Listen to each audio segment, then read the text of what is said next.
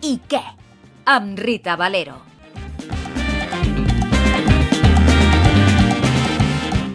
Ai, t'he fet mal. Perdona.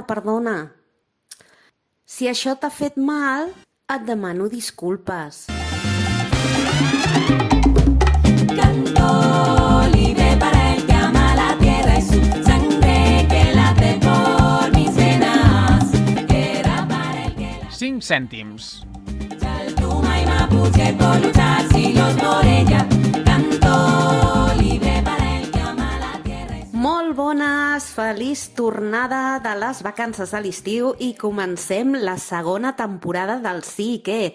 Sí i què, recordem, un programa premiat amb els premis RAC. Quan durant aquest estiu m'han preguntat el per què vaig decidir encetar aquest programa, doncs una de les coses que sempre contesto, referent al premi, sobretot, referent al premi és que al final el que més importa és que el missatge arribi.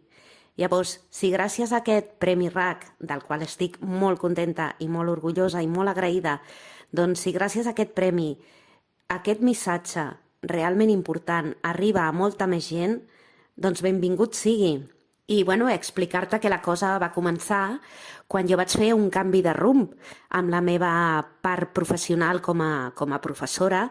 He fet professora de diverses matèries, entre elles la matèria de música, la matèria de filosofia i ara doncs la matèria d'intervenció sociocomunitària, que engloba la part d'integració social. Doncs quan vaig decidir fer aquest canvi de rumb i immersionar en l'ensenyament de les matèries que impliquen aquesta branca de cicles formatius, doncs vaig veure que moltes vegades les persones fiquem la pota, i m'incloc, fiquem la pota per desconeixement, per no saber-nos posicionar en el costat de l'altre, perquè perdem de vista el que l'altre pot estar sentint, no? Persones que normalment som empàtiques. A mi m'ha passat. Llavors, a mi m'ha passat perquè no m'he posat en el lloc de l'altre i no he pensat com l'altre estaria rebent aquest missatge. I no m'he posat en el seu lloc perquè no he tingut la seva vivència i no amb intenció de fer mal. Estem parlant de persones, evidentment, que no tinguin aquesta intenció de fer aquest mal. Després existeixen persones que sí que tenen aquesta intenció i llavors ja estaríem parlant en altres termes, no? Però persones que no volen fer mal i simplement per desconeixement, per torpeza, no? Moltes vegades no se n'adonen que estan no adreçant-se amb els millors termes a persones amb diversitats funcionals, doncs degut a que passa això, és un dels motius principals, no?, pels quals vaig decidir proposar aquest programa, proposar de fer aquest programa amb aquest format, amb aquestes seccions. És el programa que m'hagués agradat poder escoltar a mi mateixa per entendre, per aprendre, per poder canviar la meva visió, no?, quan era més jove. Afortunadament he aconseguit fer aquest canvi de visió i per això penso que és una fita important poder donar-hi veu a aquest tema i a aquelles persones que en moltíssimes ocasions no tenen a disponibilitat aquesta veu. Així que bé, després de tota aquesta explicació, comencem aquesta segona temporada del Sí i què amb moltes ganes, molta empenta i molts temes superinteressants a tractar. Benvingut a tothom!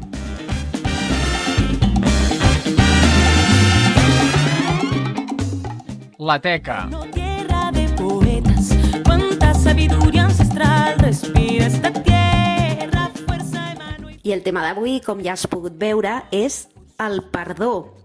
El perdó amb majúscules, el perdó amb paraules majors, el perdó en les víctimes del trauma, perquè el perdó té moltes vessants. I és que, fixa-t'hi, segur que més d'una vegada t'han dit «Ai, si t'he fet mal, perdona».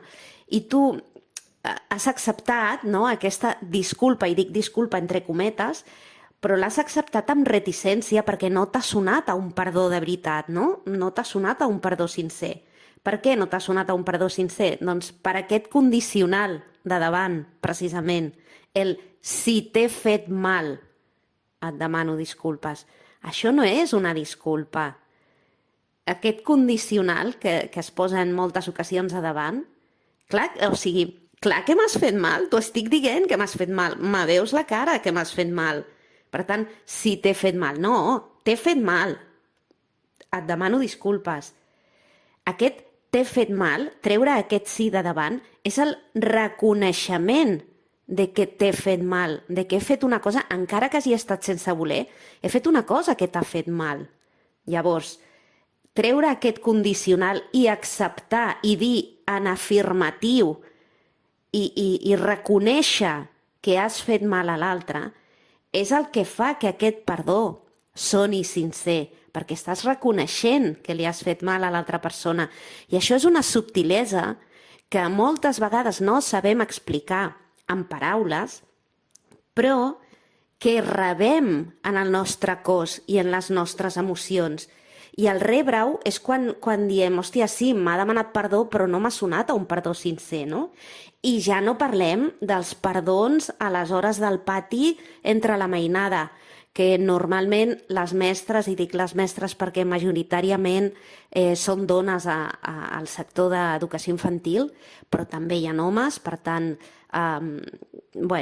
mestres en general, que a l'hora del pati, quan una mainada fa mal a una altra mainada, demani-li perdó, fes-li un petó i una abraçada i ja està.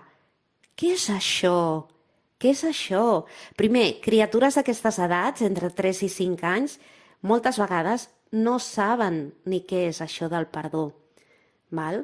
No entenen què és el que està passant. Han rebut un mal i no entenen el per què, ni les circumstàncies, ni res.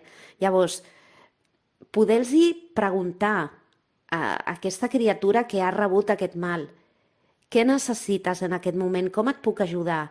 Potser no t'ho sap dir, però com a mínim, al fer-li aquesta pregunta, es començarà a qüestionar i començarà a aprendre a buscar en el seu interior les respostes de què és el que necessita, i no en l'exterior, no en el que li diguin els altres, sinó dintre seu. Què necessito per reparar aquest dany que m'han fet? Quan comences a preguntar-te això i investigues dintre teu, és quan pots trobar les respostes de veritat.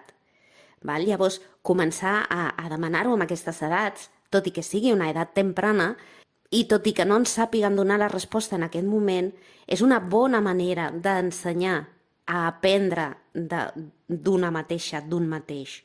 Aleshores, què necessites en aquest moment? Com puc reparar el mal que t'he fet? O com pot reparar aquesta altra mainada, en el cas que hagin sigut entre dues criatures, com pot reparar aquesta altra mainada el mal que t'ha fet? Doncs dona'm temps, o vull una abraçada, perquè també ens poden demanar una abraçada. Però de vegades no, o sigui, m'acabes de trepitjar el peu o m'acabes d'escopir i a sobre t'haig de fer una abraçada? Però què és esto? No en tinc cap ganes de fer-te una abraçada o de fer-li una abraçada a aquella persona que m'ha fet aquest mal. No en tinc cap ganes. Llavors, aquesta obligació que moltes vegades es viu als patis de les escoles és terrible, és terrible. A part de que normalment darrere d'això no hi ha un perdó sincer, un demanar disculpes sincer. Hi ha un perdó o perdona, perquè se l'han après de memòria, que és això el que socialment han de fer, no? Perquè no ho han entès, no ho entenen. El seu cervell està en creixement encara, llavors és difícil que ho puguin entendre. Aleshores, doncs, bé, preguntar-li a la persona, ja parlant també inclús entre adults, no? Quan li hem fet un mal i la persona ens ho diu o ho veiem, ho detectem, veig que t'he fet mal o veig que això que t'he dit t'ha sentat malament. Llavors, què puc fer per reparar aquest mal? No? Veig que això que t'he dit t'ha sentat malament, també és revisable, no? Perquè potser jo ho he dit amb bona intenció i l'altre ha fet una mala interpretació, o potser jo ho he dit amb aquesta mala intenció, però després he vist el mal que li ha fet a l'altre i llavors me'n penedeixo, no? O sigui, bueno, hem d'anar amb compte i amb cura amb aquestes coses, perquè al final les paraules tenen molt de poder, no? I les hem de poder utilitzar amb naturalitat i amb tranquil·litat, però precisament ens han de servir per comunicar-nos de la millor manera i poder anar corregint el nostre discurs. Llavors, què puc fer per reparar aquest mal que t'he fet? És necessari, primer, un reconeixement. Veig que t'he fet mal i llavors una disculpa. Em sap greu. I llavors un compromís de no tornar a repetir aquesta acció. Em comprometo a no tornar a fer-ho, això. I què puc fer? Un compromís també o sigui, una demanda o una proposta de reparació. Què puc fer per compensar aquest mal que t'he fet? I potser aquest què puc fer és només deixa'm temps. Ara estic dolguda, això m'ha fet mal i necessito un temps de no parlar-hi amb tu, de no veure't, un espai fins que se me passi aquest dolor i jo pugui gestionar-ho i pugui pair-ho, perquè no m'esperava que em fessis aquest mal, no? Llavors, bé, potser el que necessita aquella persona només és aquest temps i després d'aquest temps parlar-ho des de la calma i des de la tranquil·litat i no des del dolor. Però vull dir, el demanar què necessita l'altra persona és un gran què per poder continuar amb aquesta relació. El que passa és que moltes vegades no es vol continuar amb aquesta relació i es vol fer mal precisament perquè la relació s'acabi, no? Que aquesta també és una altra estratègia que utilitzen moltes persones, no? Vaig a fer que l'altre s'enfadi perquè sigui més fàcil trencar la relació. Estic parlant no només de relacions de parella, sinó també de relacions d'amistat o de relacions familiars o de feina o de qualsevol tipus de relació, no? O que s'aguanti, fins que l'altre aguanti, jo continuaré fotent-li patades. Bueno, precisament d'aquest tema és en el que es centrarà principalment el nostre episodi d'avui, el perdó en les víctimes del trauma, fins a que l'altre aguanti. És un tema molt delicat i em vull centrar en aquest episodi d'avui amb això, precisament, perquè el perdó moltes vegades està molt mal entès. Quan hi ha hagut un assetjament, quan hi ha hagut un bullying, un mobbing, sigui a l'escola, sigui a la feina, sigui a l'entorn familiar. Quan hi ha hagut això constant, la persona que ha rebut aquest abús, aquest assetjament, normalment està destruïda, està destrossada, el seu amor propi està sota mínims. I a sobre, en moltes teràpies, perquè aquesta persona acaba anant a teràpia, perquè acaba entrant en depressió i amb sort acaba anant a teràpia, no? Quan veu que està en depressió, quan es reconeix com a víctima d'aquestes situacions, no? Posem que acaba anant a teràpia, però clar, què passa? Que en moltes ocasions hi ha terapeutes que no estan formats o formades en els temes d'assetjament. I llavors, què diuen? O bueno, ja per no parlar de l'intrusisme i d'aquests coaches i totes aquestes persones que després d'haver fet un curset de 3 dies online decideixen que són terapeutes i es posen a tractar a gent. I com que fan una gran campanya de màrqueting, tenen una gran campanya de màrqueting al darrere, fan una petita inversió de diners perquè els seus anuncis surtin publicats a per tot arreu, referent a xarxes socials i totes aquestes coses, doncs què succeeix? Que aquestes persones tenen molta clientela, tot i que no siguin persones formades en aquest tema en particular.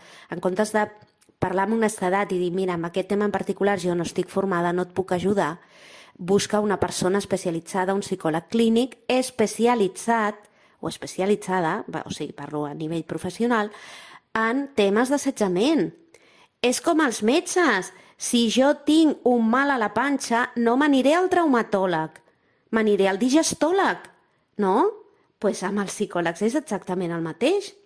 Bé, doncs, malauradament, hi ha molts professionals que el que diuen, inclús professionals acreditats, professionals que sí que ho són, però no estan especialitzats justament en aquest amb aquest tema de l'assetjament, que el que diuen és has de perdonar l'altre. Sí que n'hi ha que et diuen no cal que li demanis disculpes a l'altra persona, ni molt menys, però sí que escriu-li una carta de perdó o inclús d'agraïment. Gràcies per assetjar-me perquè he après molt gràcies a aquest assetjament. Ostres, això és molt perillós, és molt perillós. Jo entenc que el que volen dir és que quan no es perdona, el que es sosté, el que està sostenint és aquella ràbia, aquell dolor, aquell odi cap a l'altra persona, i llavors a qui li fa mal és a tu mateixa. Entenc que volen dir això, però clar, és que s'estan saltant un pas. El perdó no pot venir abans d'altres coses. I d'això ens parla molt i molt bé i molt extensament un dels més grans especialistes en aquest tema del mobbing, del bullying, de l'assetjament i de moltes altres coses en referència i en relació del narcisisme, de la psicopatia, etc. Aquesta persona és l'autor d'èxit de vendes del llibre Amor Cero, també Família Cero, entre molts altres, el doctor Iñaki Piñuel. M'agradaria molt haver-lo pogut tenir avui per fer-li una entrevista. No ha pogut ser, pel que sí tinc permís, és per parlar del seu llibre, Família Cero, en aquest cas, de l'editorial La Esfera de los Libros, amb el qual posa de manifest moltes de les coses de les que estem parlant aquí i moltes més. En concret, jo en aquest programa et vull parlar d'aquesta part del perdó en les víctimes del trauma. I ara, a la Teca no tindrem entrevista en si mateixa, però sí que tindrem les expressions i les reflexions i les indicacions del doctor Iñaki Piñuel publicades en el seu llibre Família Cero.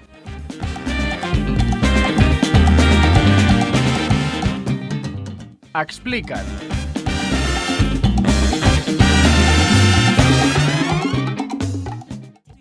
El doctor Iñaki Piñuel, en el seu llibre Família Cero, ens parla a la pàgina 264 sobre el perdó i el seu significat en psicoteràpia, però focalitzat en el perdó en les víctimes del trauma. Sobretot, per favor, centrem-nos en què és en aquest punt del que estem parlant, d'acord? Llavors ell ens explica que s'ha de tenir molta cura amb la paraula perdó quan es treballa amb víctimes del trauma. Ell ens explica que en les dècades d'assistència a víctimes del trauma, de traumes de tot tipus, ha rebut a moltes persones que anaven culpabilitzades per terapeutes i coachs que els havien forçat a perdonar els abusadors com a requisit per a curar-se. Forçades a aquest perdó, la majoria d'aquestes persones no sentien que poguessin ni que volguessin emprendre aquest camí. Moltes es sentien revictimitzades per això. El perdó de l'abusador està a l'ordre del dia en foros, xats, llibres d'autoajuda que tracten del trauma. Davant de tot això és imprescindible clarificar de què estem parlant exactament quan ens referim al perdó.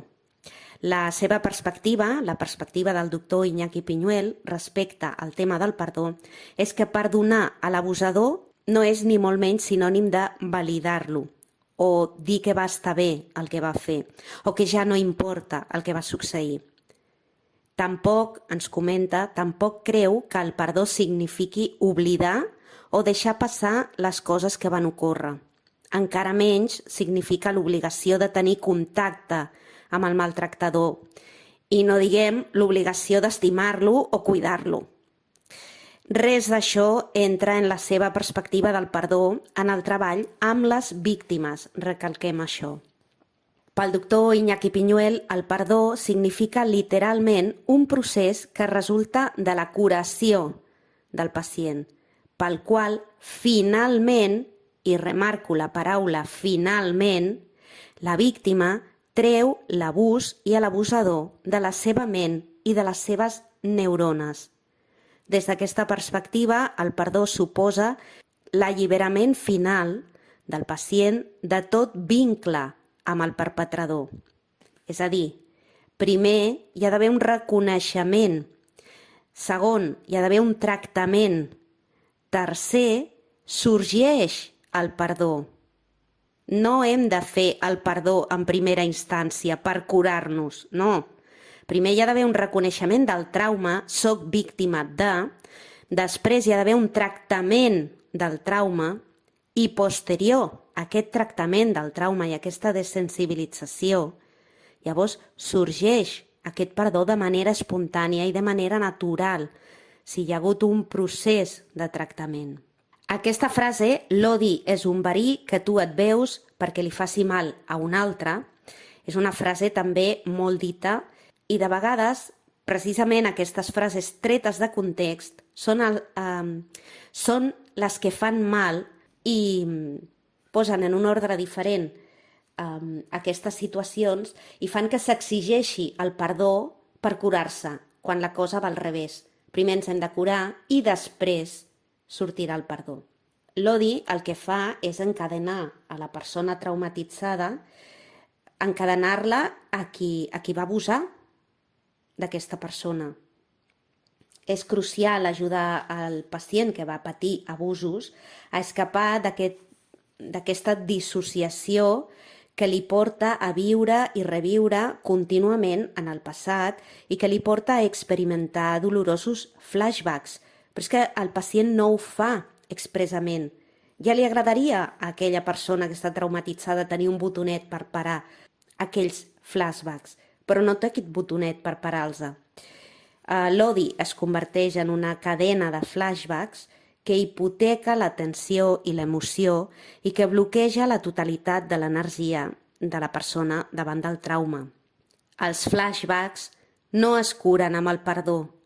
Aquests bucles, aquesta repetició i torna i a repensar i torna i a repensar i torna a aquell moment a veure si ho podem arreglar d'alguna manera i torna a repassar a veure si es podia haver fet diferent, si podies haver fet alguna altra cosa, tot això no es cura amb el perdó, sinó mitjançant tècniques de desensibilització i reprocessament. L'odi de la víctima la desgasta interiorment, doncs tota una energia emocional i atencional es centra en l'abús i en les seves seqüeles. No basta en proporcionar al pacient un tipus de perdó. No basta en dir-li al pacient que ha de demanar perdó o ha de perdonar de manera intel·lectual i voluntarista. Jo ja vull perdonar, però és que no em surt, no? Aquestes frases segur que han passat pel cap de molts pacients que han patit aquestes situacions. Molt important que ens diu el doctor Iñaki Piñuel, sense la comprensió i l'acceptació prèvia de la seva pròpia innocència, la desactivació dels seus mecanismes de defensa i la desensibilització i el reprocessament dels seus símptomes posttraumàtics, sense tot això, no serveix de res exigir a la víctima el perdó cap a l'abusador. Això no conduiria més que a les racionalitzacions més inefectives i una revictimització encoberta. És a dir, jo no puc exigir que es perdoni a l'altre, el que m'ha abusat, sense que se m'hagi desensibilitzat i destraumatitzat aquesta situació. La víctima, per perdonar l'abusador, ha d'haver passat per tot un procés per sanar aquest trauma. Si no és així, caiem en un enfoc simplista que tants coachs i psicòlegs ignoren.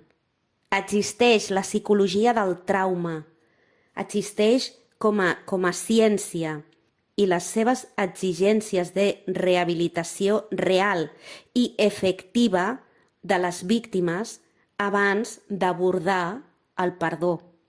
Llavors, des d'aquí, una reivindicació a tots aquells psicòlegs, a totes aquelles psicòlogues, a totes aquelles persones formades que tinguin algun pacient, algun client amb trauma, que es formin, doncs, en la psicologia del trauma específicament abans de donar-li consells o exercicis que el revictimitzin o el retraumatitzin. Perquè si no és així, aquest perdó, aquesta tècnica del perdó, l'hem de rebutjar. Aquesta tècnica de perdona primer i després ja et curaràs, l'hem de rebutjar absolutament. Sé que pot ser molt controversial tot el que estic dient en el dia d'avui, totes aquestes paraules i reflexions. Recordem que les podeu trobar en el llibre Família Cero del doctor Iñaki Piñuel.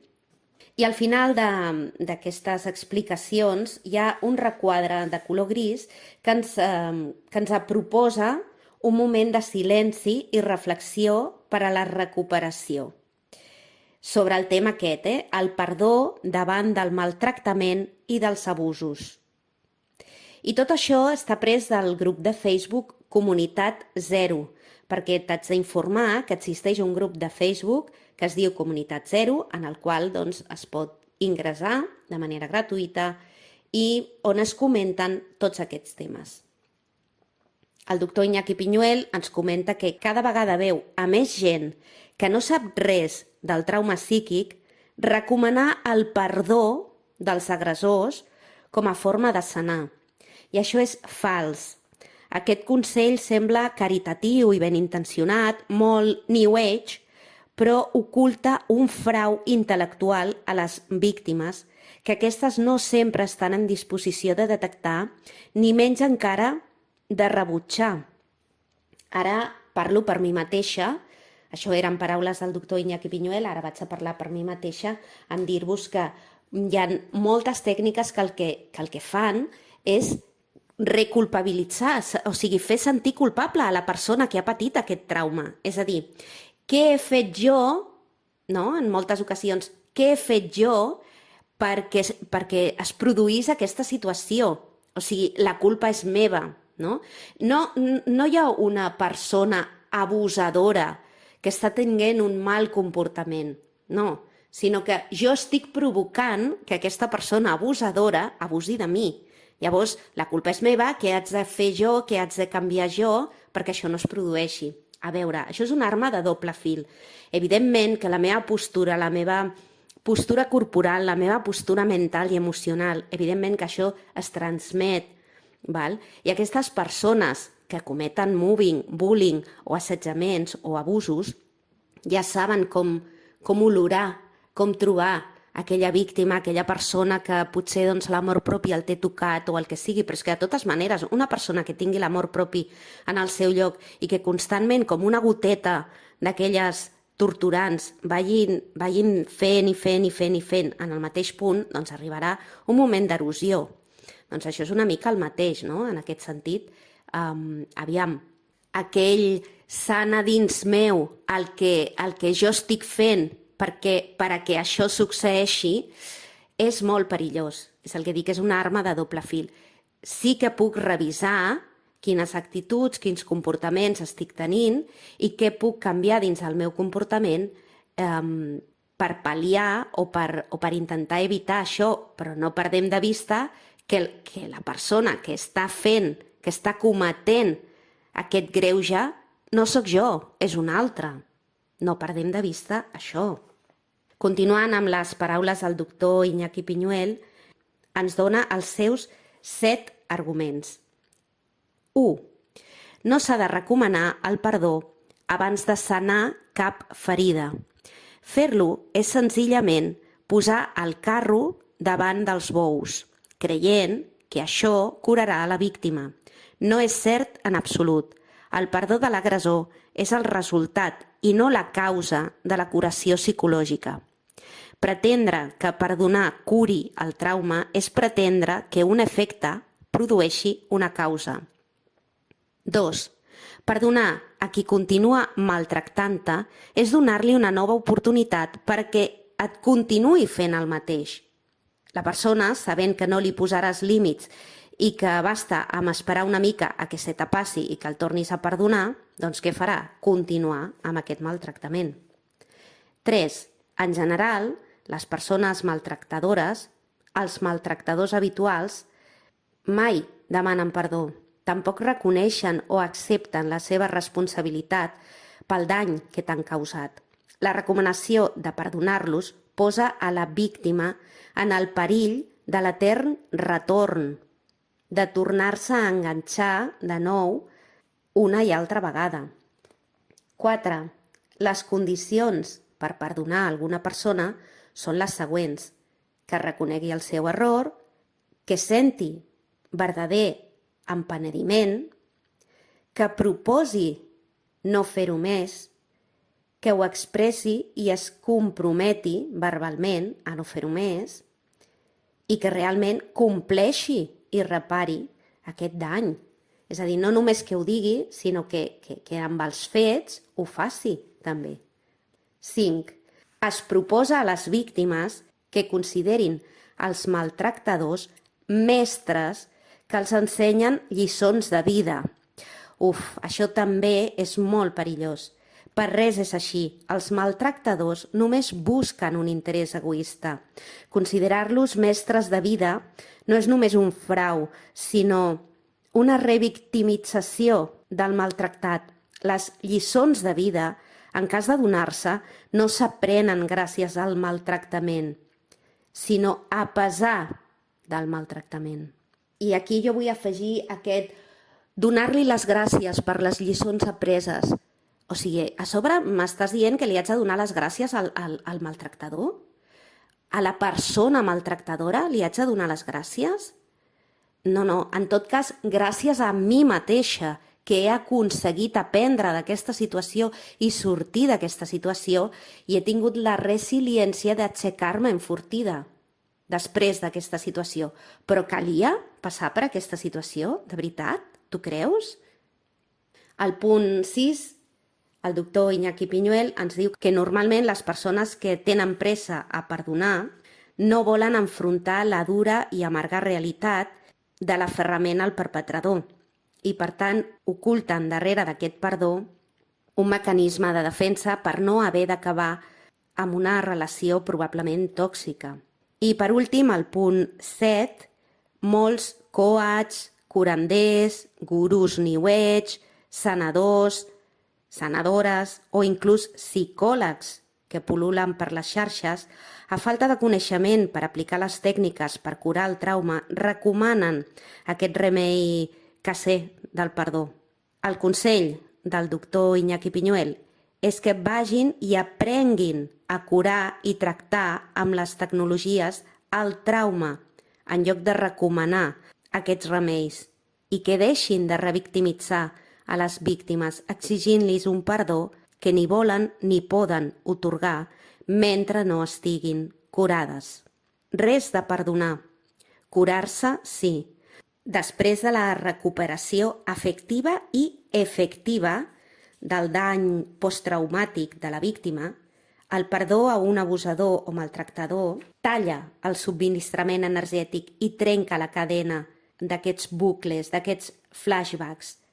Perdonar consisteix, llavors, en interrompre aquesta contínua atenció cap a l'abusador i quedar lliure emocionalment de la persona abusadora. Es tracta de treballar entorn al perdó per alliberar a la víctima de la cadena psíquica que és el que normalment la vincula. Aquest bucle és el que té a la persona vinculada encara a l'assetjador. Inclús després de que hagin acabat aquests abusos o aquest maltractament, la persona, si no està tractada adientment, entra en bucle amb aquests records constants i encara continua amb aquest vincle al maltractador. Per tant, no és que no vulgui deixar ja el tema, no és que tingui rancúnia, no, és que té un trauma. És que té un trauma i no se li ha tractat bé. I no se li ha tractat de la manera dient perquè aquest trauma es pugui sanar. Si ja ha acabat l'abús, si ja ha finalitzat aquest abús, traient de les seves neurones aquest odi, disposarà de tota la seva energia, anteriorment congelada i focalitzada, i podrà canalitzar tota aquesta energia cap a altres projectes vitals més productius. Però això després de sortir del dany psíquic posttraumàtic. És després que és important i que es pot poder passar pàgina. Per tant, diem sí al perdó, diem sí a l'exercici de perdonar, però després d'haver seguit aquest tractament, no abans i com a condició per sanar-se, sinó primer sanar-se i després arriba el perdó.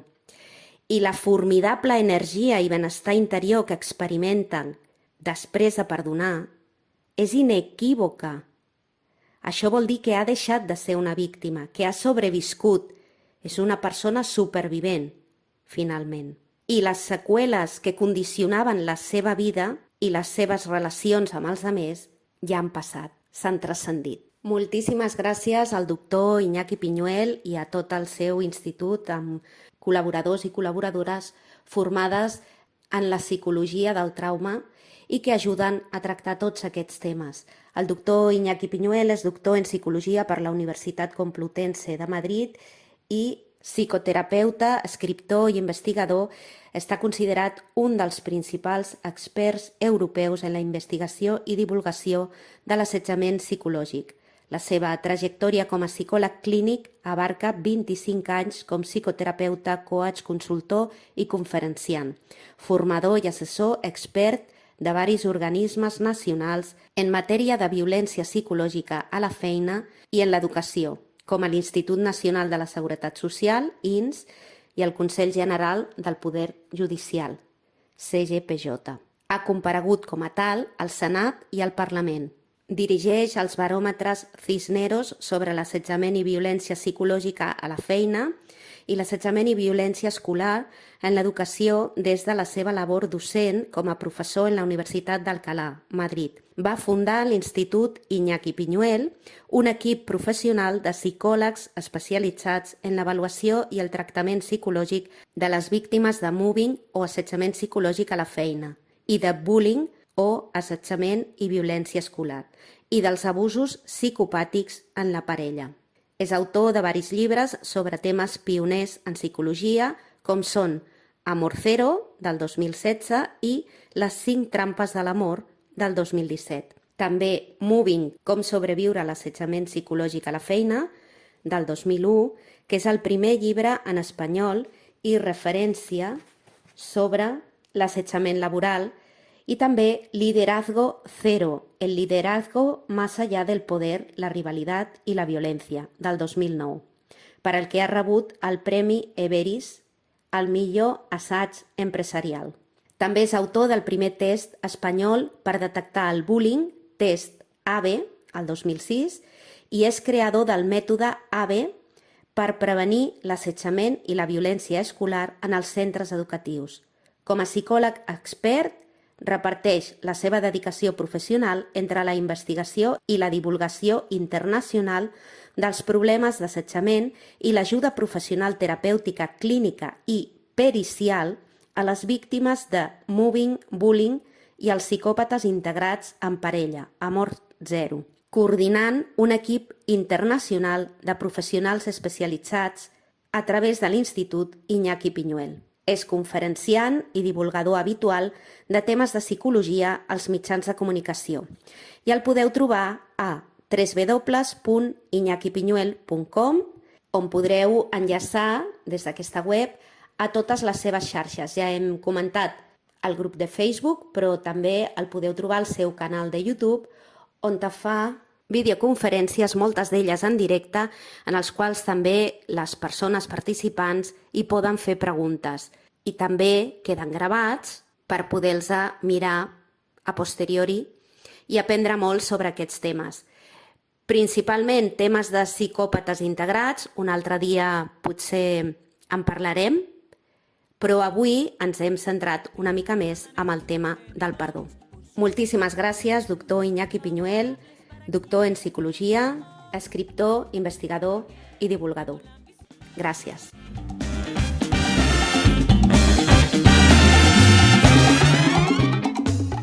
Glossari. Chaltuma y Mapuche por luchar siglos por ella. Canto libre para el que ama la tierra y su...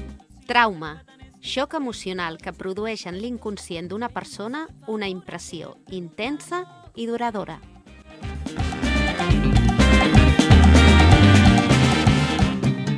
Perdó. Fet d'oblidar una persona, la falta que ha comès algú contra ella o contra altres persones, o fet de no tenir en compte un deute o una obligació que una altra persona té amb ella. Odi. Sentiment fort de rebuig o d'antipatia cap a algú o alguna cosa.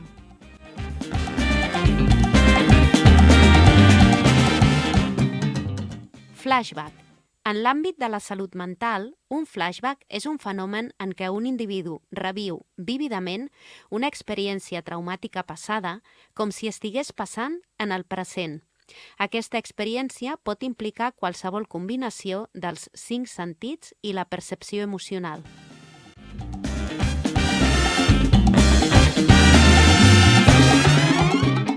Desprevingudes. Chaltuma y Mapuche por luchar siglos por ella, canto libre para el que ama la tierra. I al Desprevingudes avui, com no podia ser d'una altra manera, doncs he sortit al carrer a preguntar-li a la gent què opina del perdó. I aquestes són totes les seves respostes, ben curioses, ben curioses. Estigues atenta, estigues atent, perquè no tenen desperdici, de veritat t'ho dic, i algunes et sorprendran. I aprofito doncs ja per acomiadar aquest primer episodi del Sí i què 1 de la temporada 2. Que vagi molt bé i recorda, si t'has de disculpar, fes-ho de veritat. Ciao!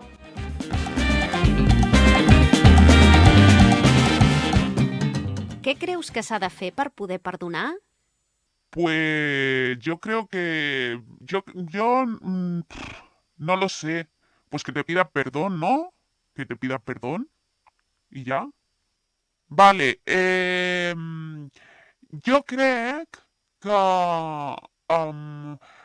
per poder perdonar algú, doncs, bueno, primer que t'hagi fet alguna cosa que t'hagi fet mal i llavors que, no sé, que et doni un regal o que et porti flors o... No s'hauria d'haver de perdonar. No s'hauria, perquè si has de perdonar vol dir que t'han fet alguna cosa mal feta i a més, aposta. Doncs que et diguin perdó de veritat, que t'ho diguin de veritat, que et diguin perdó, perdona, que et facin una abraçada, que no ho tornin a repetir, que no tornin a fer-te la mateixa cosa, perquè si et demanen perdó i tu perdones i després t'ho tornen a fer, doncs estem amb les mateixes. Llavors, que no t'ho tornin a fer, que no et tornin a fer el que t'hagin fet que t'ha fet mal.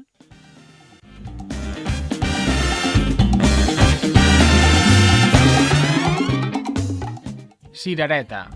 Chaltuma y Mapuche por luchar siglos por ella, canto libre para el que ama la tierra. Forçar a la víctima al perdó sempre és pervers i, de vegades, còmplice. Doctor Iñaki Piñuel.